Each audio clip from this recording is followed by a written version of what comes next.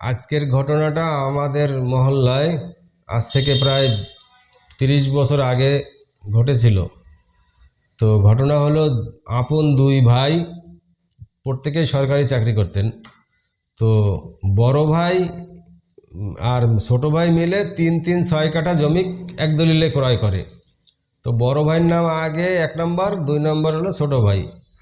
এরপরে ছোট ভাই তার চাকরির কারণে আমাদের এই শহর থেকে ভিন্ন শহরে থাকার কারণে ওনার জমিতে আর উনি দেখাশোনা করতো না, ভাই রয়েছে সেই বিশ্বাসে থাকতো। তা ভাই করছে কি, ওই টোটাল 6 কাঠা জমি একটা বাউন্ডারি দিয়ে বাড়ি করে গাছপালা রয়ে, মানে মানুষ মনে করে কি একসাথে 6 কাঠা ওই বড় ভাইরই বাড়ি, এইভাবে বাড়ির আকার পরিবর্তন করে দিছে।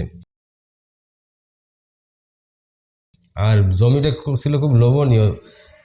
জমির পাশ থেকে 2 দিকে রাস্তা গেছে, সুন্দর লোকেশনে। তো এই বড় ভাই করছে কি, এই ছোট ভাইয়ের জমি মানে মেরে দেওয়ার জন্য এই চিন্তা করছে। দেখে যে সুন্দর লোকেশনে দারুণ জমি, আমারও অনেক ছেলেপেলে আছে, এরা সব খাবে, ভাইরে আস্তে আস্তে ল্যাং মেরে দেবো। তো ভাই প্রায় আসতেন জমির সামনেতে ঘুরে যেতেন, বাইরে বলতেন যে ভাই তুমি আমাদের সব জমি একত্রে ওয়াল দিছো কেন, ইয়ে করছো কেন, গাছ রয়েছো কেন? কয় সব আমি রাখছি, তো আমার নামে আমার পয়সাতে করছি। এইভাবে বসছি, দেখতাম মাঝে মাঝে দুই ভাই চিল্লাপাল্লা করে চলে যাইতো। আবার ওই যেদিনকে ছুটি পাইতো, সরকারি চাকরি করতো, তো সেই ছুটিতে আসতো, আসে আবার কইতো যে আমার জমিটুকু আলাদা করি, আমার জমির গাছ আমার জমির ভিতরে আমি ঘর উঠাবো। তা বড় ভাই দিত না। এইভাবে প্রায় কোন্দল। এক পর্যায়ে দুই ভাইয়ের ভিতরে তুমুল ঝগড়াঝাটি হয়। পরে এরা আদালতে যাবে। তো আদালতে যাওয়ার আগে, যেহেতু আমার মহল্লায় একই এলাকায়, আমরা বলছিলাম যে তোমাদের আদালতে যাওয়ার দরকার নাই, তোমরা আদালতে গেলে এর কোনো সমাধান পাবা না, এই যুগ যুগ কেটে যাবে, অনেক টাকা পয়সা খরচ হবে, তারপরে তোমরা যে কেস করছো পুলিশ আসবে, এতে তোমাদের উভয় পক্ষের অনেক পয়সা খরচ হবে। তার চাইতে তোমরা ঠান্ডা মাথায় মিউচুয়ালভাবে করো, সমাধান করো, ভালো হবে। তা এরা কেউ শোনে নাই, ছোটো ভাইও শোনে নাই, বড় ভাই শোনে। এরা আদালতে কেস দিচ্ছে, প্রতিদিন মাঝে মাঝে পুলিশ আসতো, আদালতে হাজিরা দিতে হইতো। এরকম করতে করতে করতে করতে বহুদিন চলে গেল। 16 বছর পরের ঘটনা। তার থেকে যে আদালতে যখন সমাধান পায় নাই, তখন এরা দুই পক্ষের মানে দুই ভাইয়ের প্রচুর লোকজন সকালবেলা হাজির হলো জমিতে, এবং প্রত্যেকের হাতে মানে লাঠি ছোটা, বোম, হাতে বানানো বোমা টোমা ইত্যাদি নিয়ে হাজির হইল। তুমুল মারামারি দুই পক্ষের ভিতরে। তারপরে ছোটো ভাইয়ের পক্ষে ওদিনকে লোক ছিল বেশি, প্রায় 200রও বেশি লোক উনি জোগাড় করে আনছিল। আর এই বড় ভাইয়ের লোকজন ছিল একটু কম।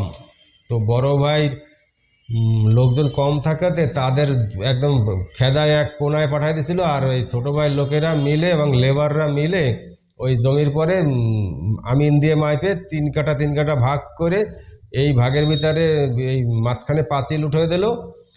আর ওই যে ঘরবাড়ি ছিল ঘরবাড়ি সব ভাঙে বাইরের পাঁচিলের উপর পাঠিয়ে দিল। এইভাবে 2 দিন লোকজন অবস্থান করে সেই জমির দখল নেয়। এরপরে এখনও সেই দুই ভাই আলাদা আলাদা থাকে। ছোটো ভাই করছে কি, তার ওই দলিল উঠাইছে, পর্চা উঠাইছে, সব মিউটেশন করছে, এগুলো তোলা যায়। আপনি ভাই দলিল আটকায় রাখলে কী হবে? আপনার ইনফরমেশান ঠিক থাকলে আপনি দলিল, পর্চা, মিউটেশন খতিয়ে দাখিলা সব আপনি নিজে ম্যানেজ করতে পারবেন। তো ছোটো ভাই এভাবে ম্যানেজ করছে। তো কথা হইলো, বড় ভাই, এই যে নির্বোধ বড় ভাই, একই দলিলে দুই ভাইয়ের নাম ও দুইজন 3 কাঠা উল্লেখ আছে। তাহলে তুই কি করে বড় ভাই টোটাল তুই দাবি করিস? হাস্যকর ব্যাপার না?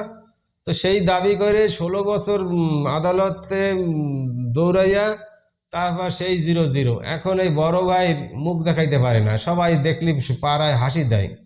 লাস্টে বড় ভাই করছে কি, তার ওই 3 কাঠা বেঁচে এই পাড়া ছাড়ে অন্য জায়গায় চলে গেছে। এখন ছোটো ভাইয়ের 3 কাঠা ছোটো ভাই আছে। তো এখানে দুটো ভুল হয়েছে।